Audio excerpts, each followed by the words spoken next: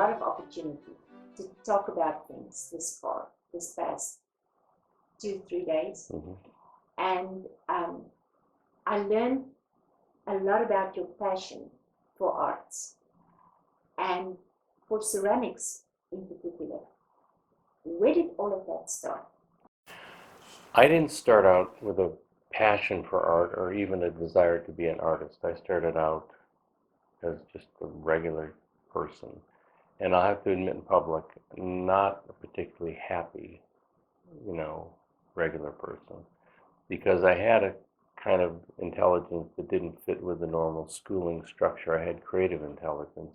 In the US, in our schooling system, we really focus on memorization. And so I was one of those kids that just was a square peg in a round hole. And so I went through high school, or primary education, and I did okay, but not great. And I really didn't enjoy it, didn't like it. Went off to college, and because my father was a business person, I said, well, I guess that's what we do. And I went off and started to study business, and that lasted for a year. I was at a small college. Didn't do particularly well there, but I did, for some unknown reason, take a ceramic class, a pottery class. The fellow was in Hillsdale, Michigan, a small town, and the teacher, a guy named Bert Fink, and since he passed away, but Bert Fink was, regular college teacher, and just inspired an interest in me for clay. But then I left Hillsdale College and went to Ohio State, a larger environment where I thought, well, there must be something here, something in this big, giant university that I would find interesting. And I started to study philosophy. So I said, I don't even know how philosophers can make a living. So I thought, well, I'll just become an artist. That's a very practical profession. And I remembered Bert Fink in my experience, and I thought, yeah, I did pretty well there. I discovered that I could actually just take some clay and actually make a large spherical object, which I didn't realize had any value, but I knew I was the only kid in the class that could do it. So I thought, maybe I'm good at this. So I went back, went to the art department, closed out my philosophy career. I went over to the art department and said, can I take a program here? And they said, sure, we'd love to have you. So then I started down the path of being a visual artist, and started in painting and then transitioned into ceramics and glass. We had an early glass program at Ohio State. And I focused on both, really. I did ceramics, I did glass, and then graduated from Ohio State, went up to Bayfield, Wisconsin, and apprenticed in clay with a potter up there named Bob Eccles. And that was a wonderful experience because he rounded out my college education with a little practical reality.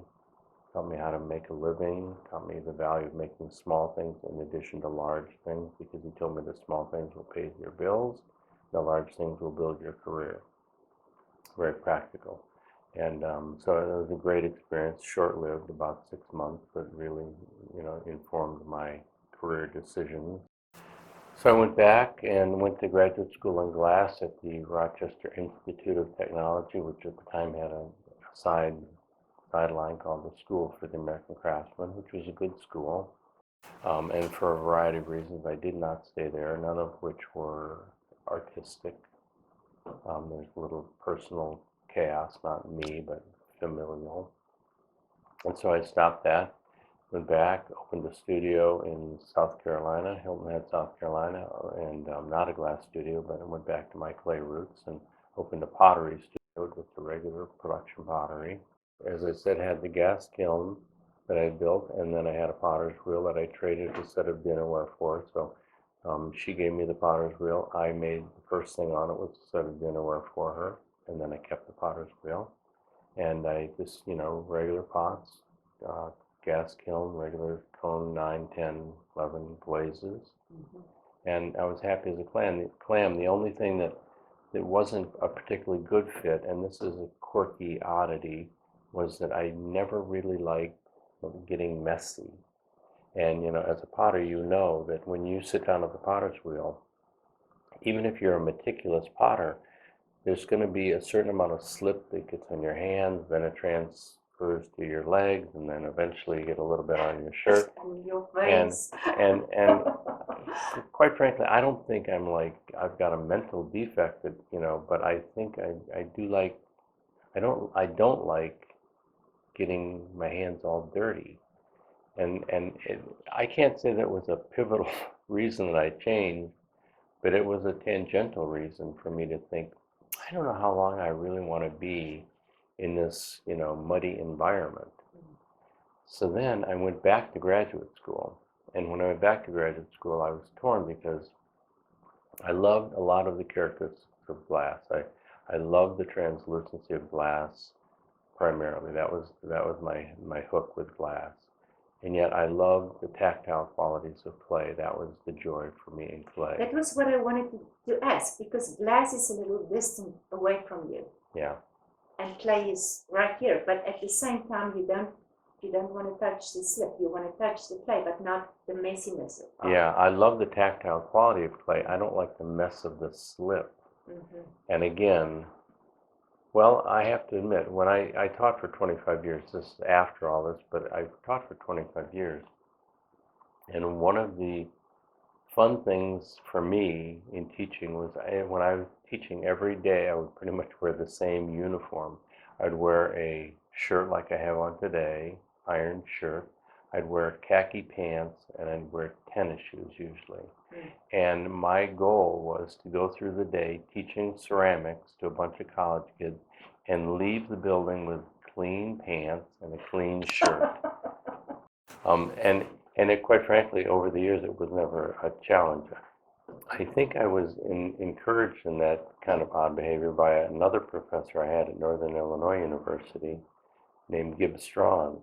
And I loved watching Gibb Strawn throw on the potter's wheel because he was absolutely a meticulous thrower. He would sit down, I've never seen it replicated in my life, but he could sit down at the potter's wheel in the same outfit I would wear.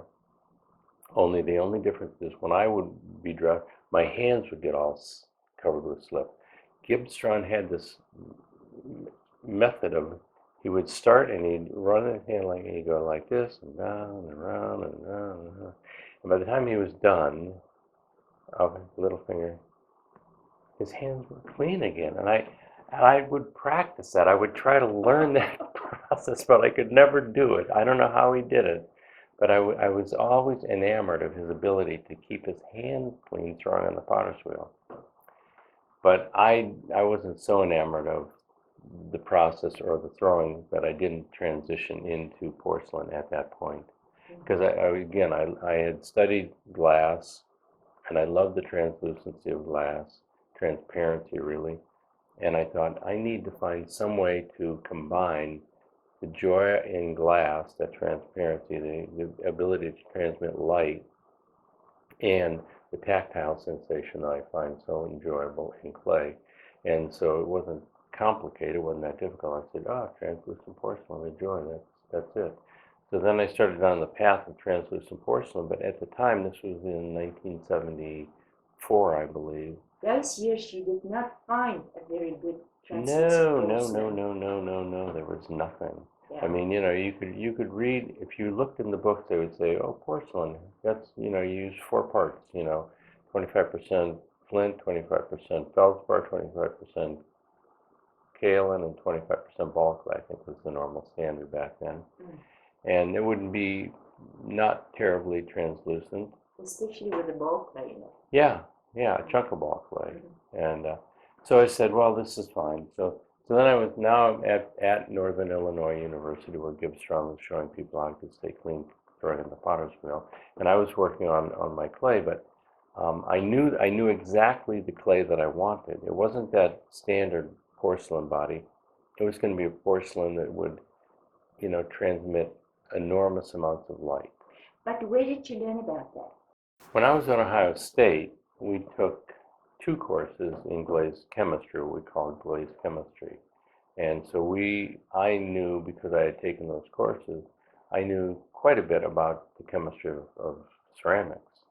And so I knew that I had a starting point with that 25%, 25%, 25%, 25% equal parts porcelain clay body. And I knew why it wasn't translucent because of all that ball clay. So then I just started to, modify it. And so I think I started numbering, and by the time I left the school, I had about 300 different variations on that initial body. And I started by just taking out more and more ball clay until the ball clay disappeared completely. And then I started taking out some of the clay, because even the kaolin I was using limited the translucency. So I took out some of the clay. And then every time I take out some of the clays, I would increase some of the feldspars and a little bit of the flint. So I kept modifying everything until I finally, after about a year of practicing or research, I ended up with a clay body that would sort of stand up on its own, but it would emit an enormous amount of light. It was highly, highly translucent. And because I had jettisoned almost all of the clay, all of the ball clay, and quite a bit of the kaolin, it was really, really white. What was your knowledge about China clay at the time? Because it would have been easy to just go into mold making with China clay. Of course, that would have kept you away from the amount of tactile qualities that you had available. But bone china is not very well known here in the United States, is it? There's not many potters that's working with it at all. Not that I know of, and back then I doubt there was anybody. But I was aware of it because I was researching while I was, doing the chemistry. And that was the qualities that you... Well, bone china was one of the very best examples of translucency in clay. Bone china and some of the eggshell thin porcelains from Asia. Those were my two, goals, was to replicate that kind of translucency. And so I certainly experimented a lot with bone china. So fast forward, I saw your work the first time in Studio Porcelain, which was interesting. I got the book as an award at the time in South Africa, and that was in the early 80s that I got that, and you were already then published, which means that early on in your career you got published the first time. And that was the first time that I saw your work, which is very close to some of the stuff that you got here. At the stage you were still doing the lines that went up like this. When did you get into that kind of work? Thankfully, we're in the studio, so I happen to have some early examples. It's kind of an interesting thing. We all have mothers, and we all know that if you need a repository of your early work, your mother has it. Yes. So my mother passed away probably about 6-7 years ago. So I inherited a lot of my early work. And so this one is one of the earliest pieces. This probably came from the second, third year when I was working with translucent porcelain. So you can see it's very simple. There's no color at all. And if you can let me see it for 1 second, Chris, I'm going to back it up here to the light so you can see that already it's got a really high degree of translucency to it. That's beautiful. So, and that is the same body that I use today. It's the same exact clay body. I've actually modified the clay body and have a body that works better. It's the new body I've got is whiter. It's a little more plastic, and it stands up beautifully in the kiln. But I don't use it because I use the example of like one of them, my children. My children are not perfect, but they are my children, and we've grown to know and appreciate each other. And I love even the differences, even the difficulties. I still love those because they're my children. And this clay body, over the years, I've been using it now for probably, it's going to come up on 50 years pretty soon. And I love it in all of its benefits and detriments. So I've used it for a long time. This one of the earliest, this piece here that I also got back from my mom, is when I started using color, and you can see this one is going to be. Are these the first times that you started using color? This is one of the early examples. Yeah, I would say probably within the first 2 or 3 years when I started using the color, but I was using the Neriage, or I'm sorry, Nerikomi technique. You can see, I don't know if you can tell, but that's a little face that I actually still have some of that cane in the studio. It's all dried up now, but I still have some of that cane if I wanted to make that piece again. And a little brown eye. So, I mean, not terribly complex, imagery, but that was, so, and it was representing the kind of the origins that I was working with, were just white on white, and then slowly but surely starting to introduce a little color. And again, I'll just show you, I mean, my mom kept everything, but she didn't keep everything safe, so this piece has clearly been broken. So I've got it here in the studio because I'm going to take it apart again and do the kintsugi repair technique and put that piece back in order. You know, sometimes long back to the early days of clay work, where there was some kind of a naivete in what you were doing. I sometimes feel like it, when I look at other people's work, I kind of feel jealous that they still have that kind of freedom that you don't have at these days anymore. Well, I think I do completely, and I mean that kind of unabashed enthusiasm for what you're doing, and you don't know it's going to fail, so you think you're going to succeed all the time. And I'll give you a story about how that played out in my own life. So when I started trying to develop this body, there weren't many people working with translucency, but there was one, and that was Rudy Staffel. Oh, yeah. And so Rudy Staffel had already established a pretty good career based on translucency in clay. So I thought, well, I'm going to just go to the source. I'm going to find out how to make translucent porcelain. So I emailed him, or probably wrote him a letter, and he wrote back. And I asked him, I said, so, Mr. Staffel, how do you, make a clay body, porcelain clay body, highly translucent? He said, not that hard. He said, take out the clay and leave in the feldspar and the flint. He said, and make it as plastic as you can. So I thought, well, good. So then I tried it, and it was not plastic at all. I wrote him back, and I said, well, I've done what you said, and the clay body is really beautifully white and translucent, but it's not plastic. And so he wrote back, and he said, well, you need something to plasticize your clay body. And so then I wrote back and said, what? He wrote back, he said, try potato starch. I thought, well, that's interesting. Now, as a side note, my father had a potato packing company, so potato starch was not that far outside my realm of experience. Unfortunately for me, where I encountered potatoes, I worked in that packing factory for quite a long time, and occasionally the potatoes would rot, and so it was not uncommon for me to show up for work at 4 in the morning and see a sea of slimy potato goo on the floor and the accompanying stench that came with it. Yeah. So I had that in the back of my mind, and Rudy Staffel said, put potato starch in it. So I thought, oh, okay, fine. Probably it made sense. It's a starch. It's probably sticky, and it'll probably make a clay plastic. So I did exactly what he said. I took my clay body.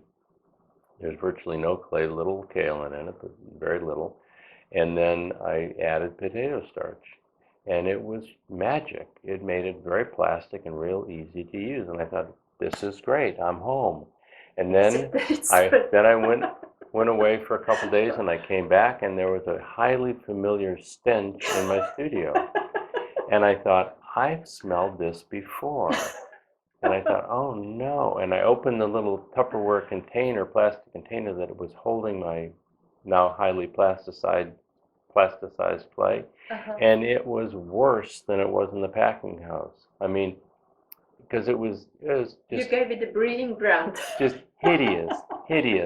And so then I said, well, thank you very much, Mr. Staffel, for the bad advice. And I went on and researched, more stable plasticizers. And of course, today we have some beautiful plasticizers. Yeah.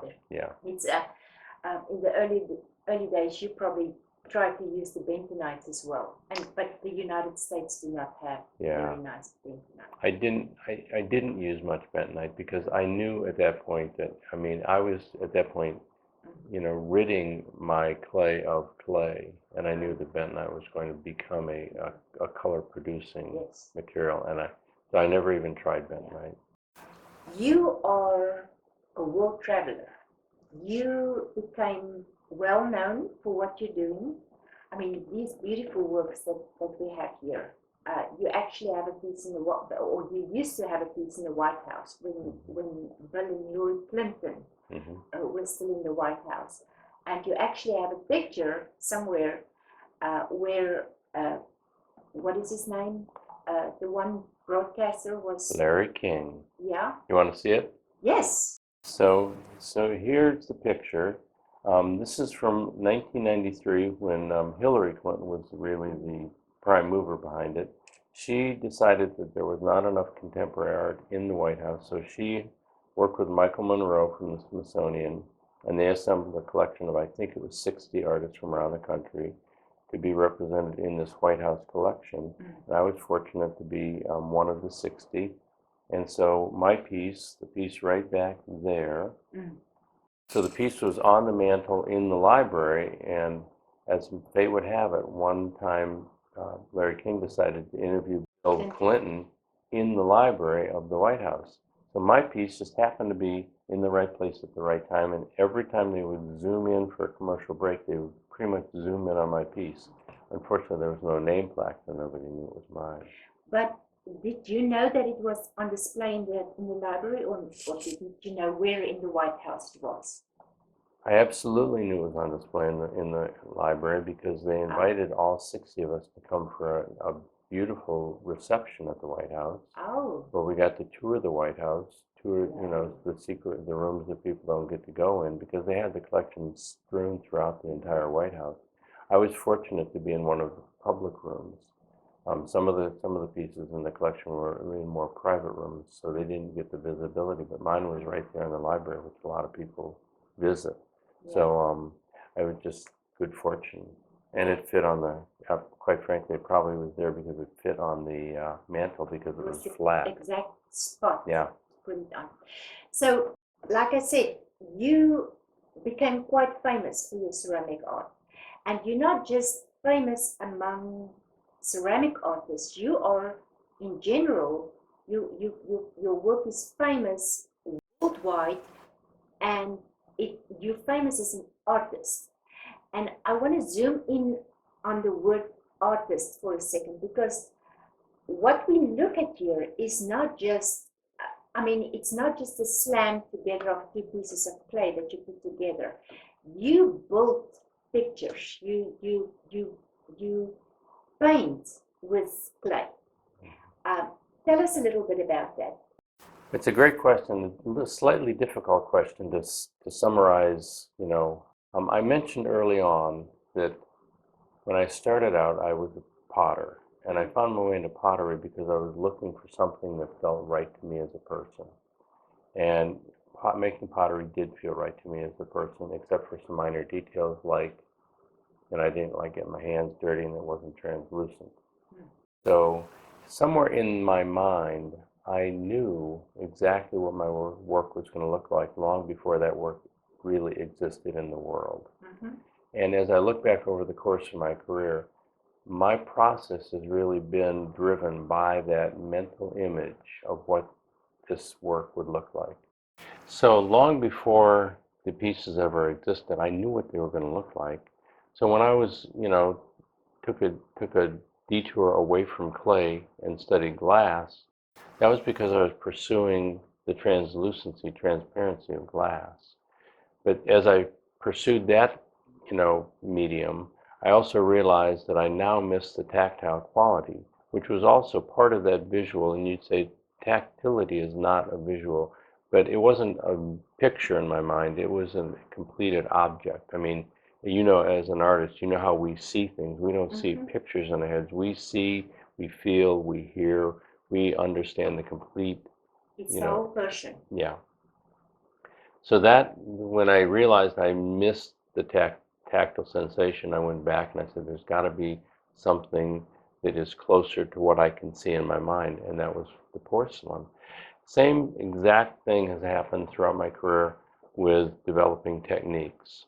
I'll be honest with you, and this is a little embarrassing, but I thought, when I started, I thought I invented the Nerikomi process.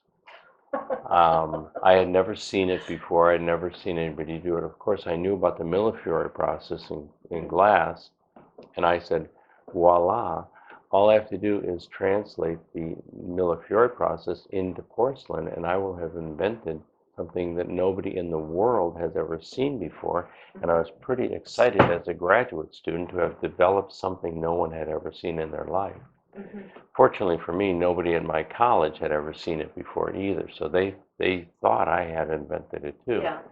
It was only really years later, when I was doing more and more research, that I discovered that that process had been used in Asia for centuries and in Western Europe for probably almost as long. Well, there's Dorothy Feigelman Mm-hmm. that did it fairly early on. I don't know if she did it before you or if the Well, two of you. I can tell you when she did it. Yeah. Dorothy and I coincidentally went to graduate school together. Ah, When I okay. was at the Rochester Institute of Technology studying glass, I also was taking ceramic classes because, quite frankly, even though I was a glass student, I still loved working with clay. So I was in the ceramic studio working with clay, and there was Dorothy Feigelman.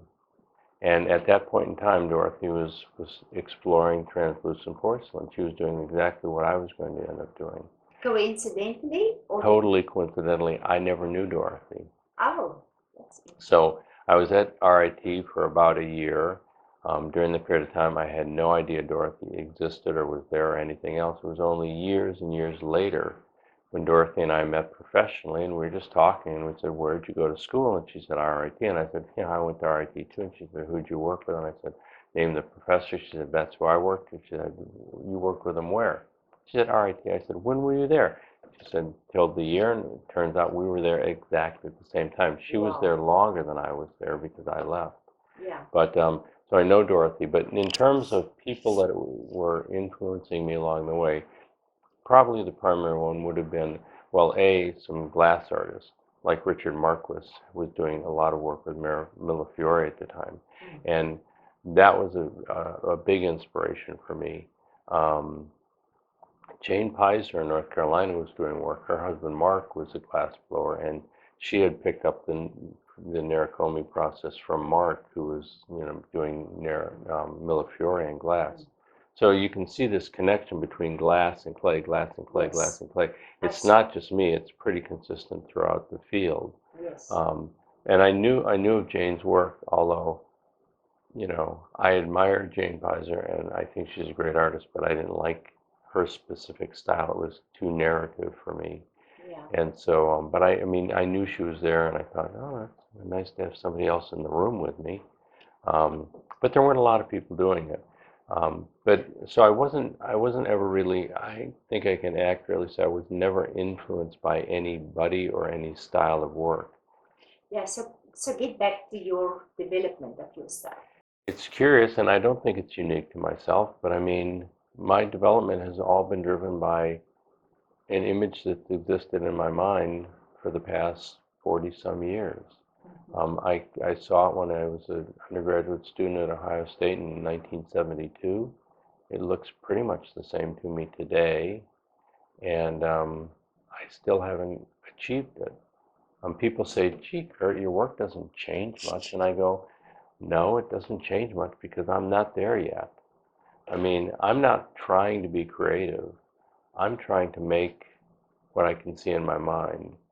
And as long as that is an elusive goal for me, as long as I have yet to achieve that image of beauty that is spectacularly gorgeous, I'm not done yet. So it's conceivable that at some point I'll be working in the studio, I'll make a piece, I'll go, that's it, I'm done. That's the one I wanted. Will it ever happen? I can't imagine it. Just because you as an artist, you know that even though we know exactly what we're pursuing, it's an elusive goal. It's not like a target on the wall. It's a target in our mind. And the deeper we go into an understanding of that target, the more we see how complex it is and the more we see how difficult it is to achieve. So, I mean, And this the more piece, when I started out, this piece was, I thought this was what I was aiming for, something that was white and translucent.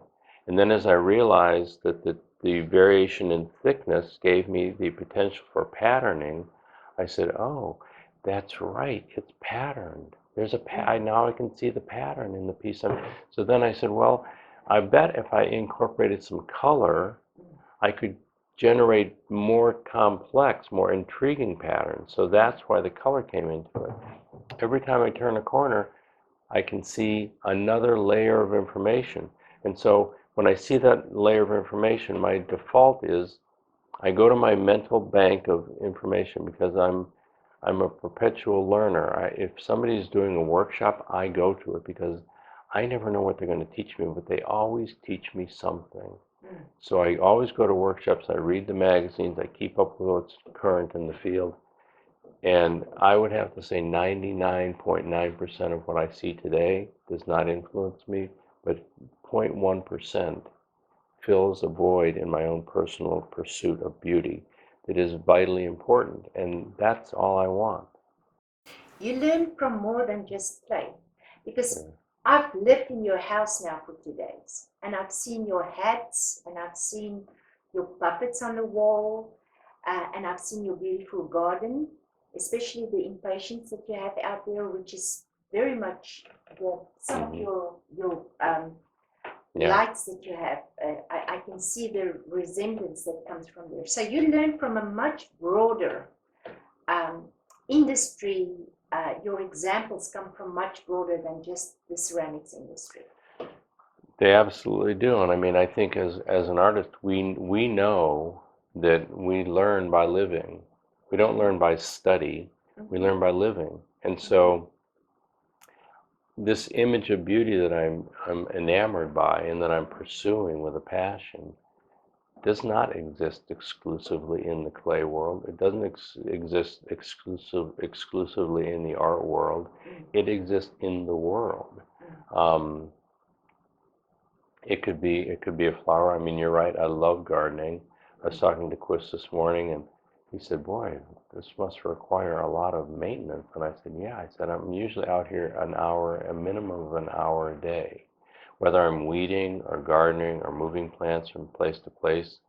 Next week, I'll be replanting flowers because it's now the fall of the year, and some of my summer flowers have died. I've got to replace them with fall flowers. So I'm always doing that, and I'm always doing the same process, really, I do in the studio. I'm building a composition. I'm going, I need some pink over here. I need yellow over here. So it's the same process, and it informs the stuff that I do in my studio. But it's not just the gardening. It's not just, but it's the emotions that I feel. I know all about that. I can keep talking to you about the artwork itself all day long. But we as artists also know that there are other layers in our lives. We have the layer where we have to solve problems. We have the layer where we have to do business. And we have the layer where we have to present ourselves to the world that's out there. And there's probably a lot more. But if I go back and now you had the colored clay class, the online class, which I would like to hear from you in a little bit from now, how you experience it this far. But you've done that one, and now we moved over and we do the AAMAL class. That's the business part of it, which means that you have to start working what the smart people say, the left and the right brain. Tell me about that. What we're calling AAMAL is actually all artists making a living. So for starters, I should probably mention that it's not a clay course. It's not how clay artists can make a living. It's really how any artist can make a living. And I taught at a college, Columbus College of Art and Design, for 25 years. After about 6 or 7 years, I started to feel a sense of guilt. because I knew that every year we would graduate 50, 60, 70 fine art graduates. And I knew their career options were limited at best. That's a very kind way to say bad. Yeah, there's a lot of artists that just don't make it out there. Right. And I knew that was my fault.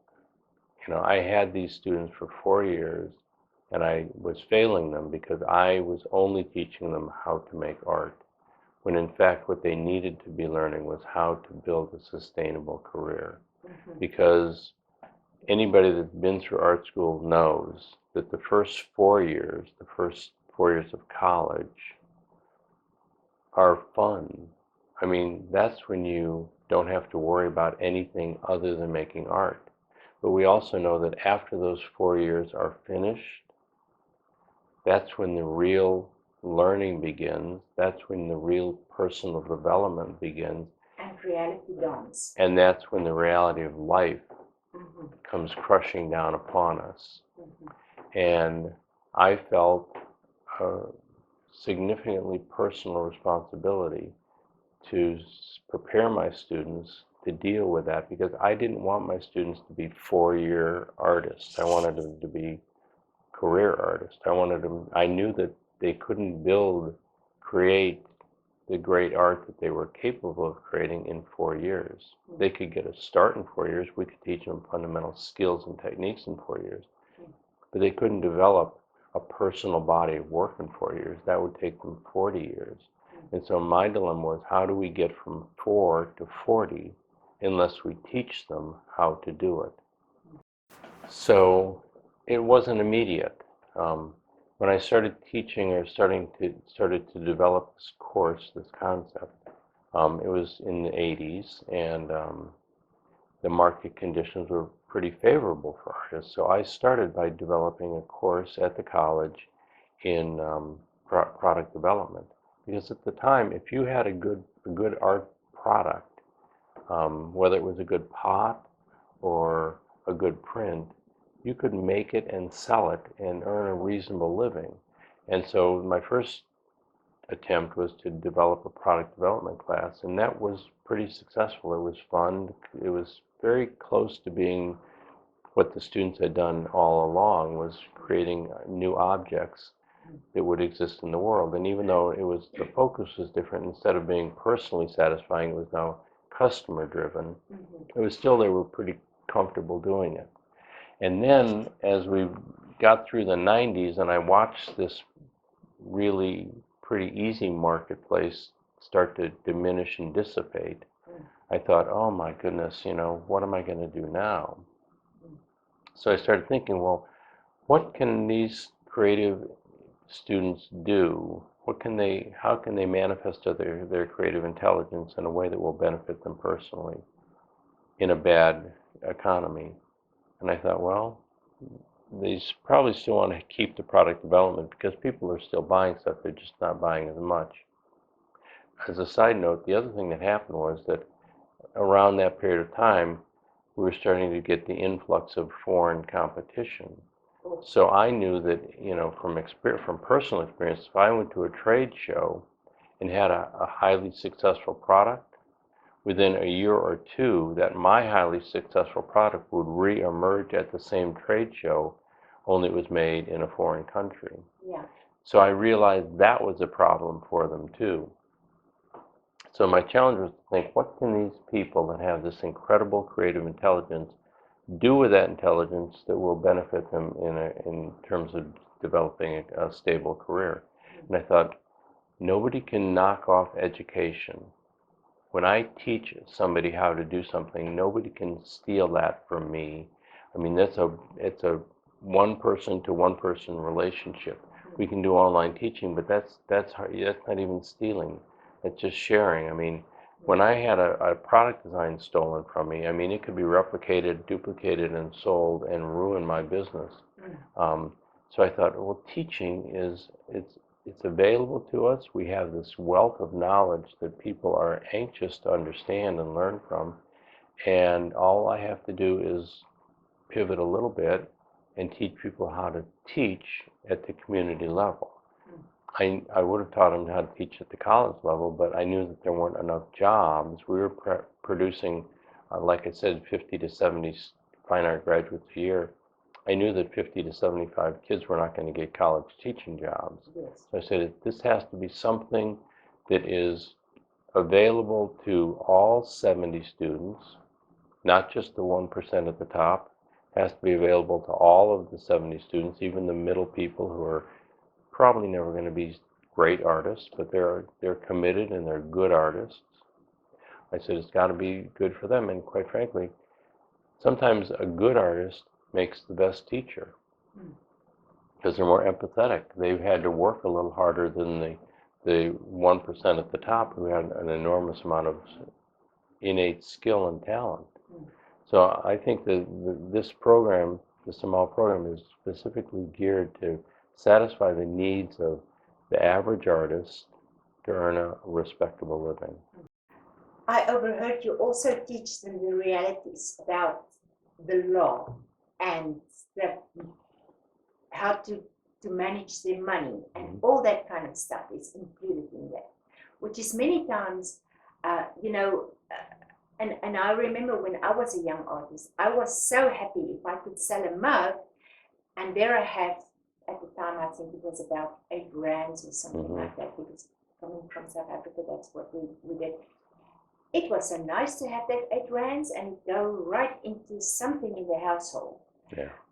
So you teach them in this whole course, you teach them to plan, to take care of the whole spectrum of business. Is that right? The only thing I would say in addition to that is this AAMAL program is not a business of art program. It's kind of set and subset. So business of art is a subset of the AAMAL program. It's part of the program because, quite frankly, you cannot have a successful, sustainable career without dealing with business realities. So we have a big section of the course that deals specifically with business behavior. So, I talk about if you have a business card, should it be a tiny business card that fits in your wallet and gets lost, or should it be a postcard that doesn't get lost and ends up on somebody's refrigerator? So we talk about basic business behavior, and we're very straightforward, we're very pragmatic, we're very practical, and it takes a while for the students to understand that I am serious about making money.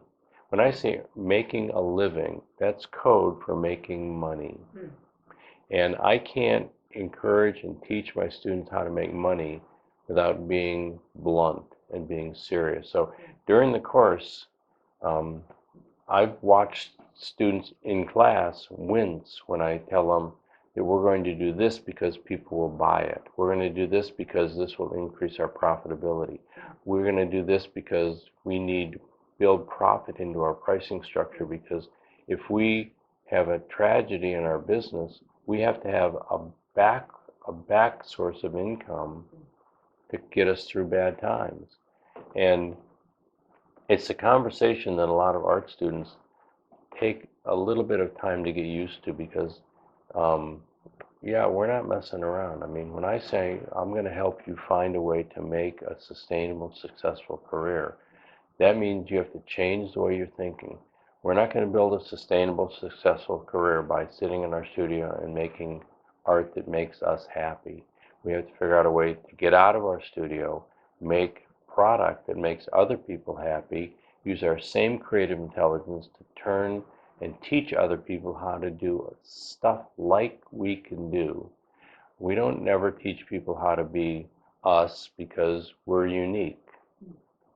We teach people how to be like us because we know that if they learn how to engage in the creative process, they're going to be happy, they're going to be fulfilled, they're going to be self-realized. And so we pour a lot of energy into developing a teaching methodology that is successful and makes people feel like they've learned exactly what they wanted to know.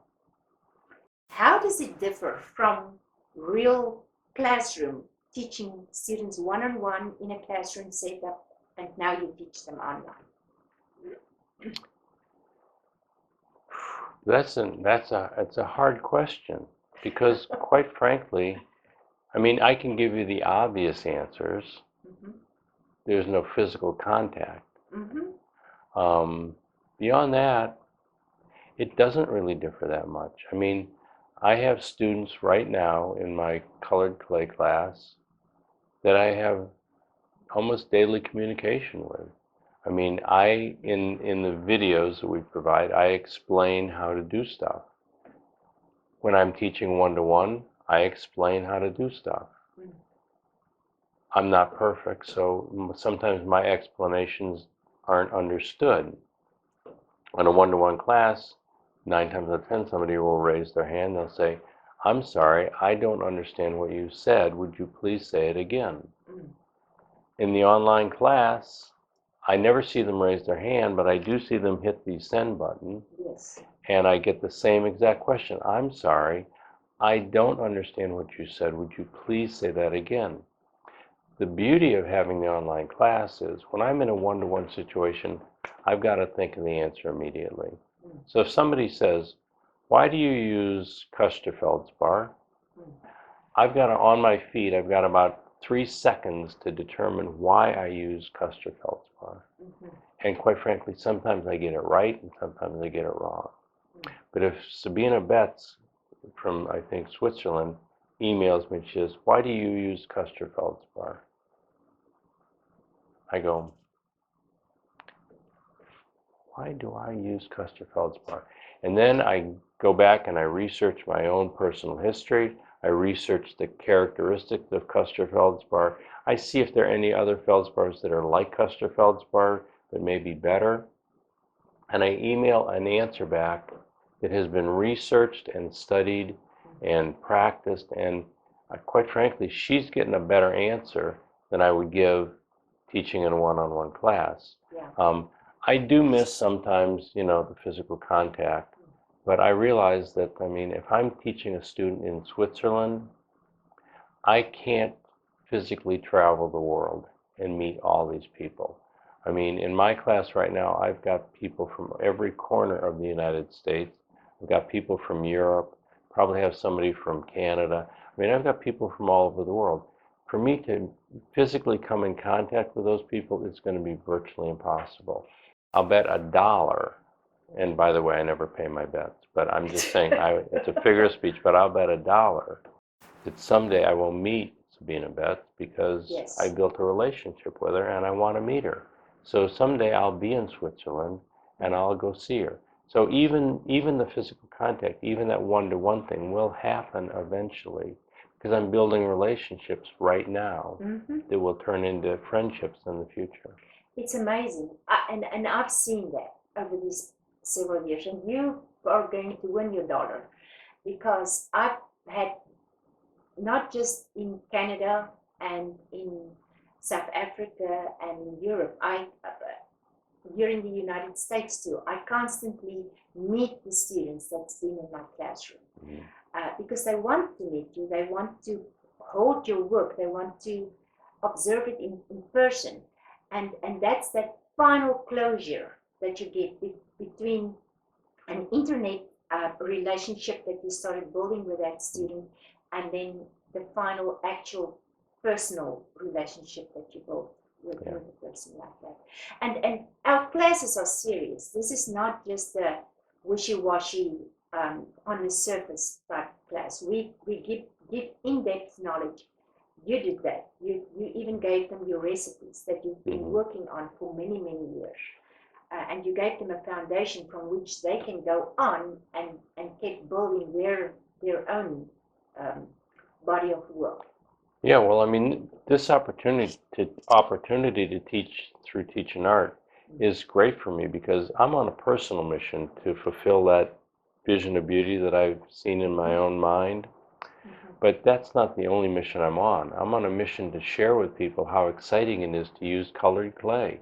I'm on a mission to share with people that they can have sustainable careers. I mean, their success is my success. I mean, if I have a student that goes on to be more famous than I am, that's nothing but good for me. It makes me feel complete as a human being. And quite frankly, I like knowing people that are successful. It's fun for me. Every now and then I see one of my students from CCAD, if they're still waiting tables after 20 years, I feel like I'm a failure. I'll take them aside. I'll buy them a cup of coffee. I say, what are you doing? You took that program. Are you following that program? And if they say, no, I'm not, I'm saying, unless you like waiting tables, you need to start doing what I told you to do. It's not because I'm so stinking smart. I'm not. But I've developed this program over a long period of time, and I've seen it work. Things that don't work aren't in the program anymore. But everything that did work, and I've learned from my students too, the things that do work, whether it's how to make a living or whether it's how to use a piece of colored clay, anything that works becomes a part of the new program. Anything that doesn't work gets thrown away.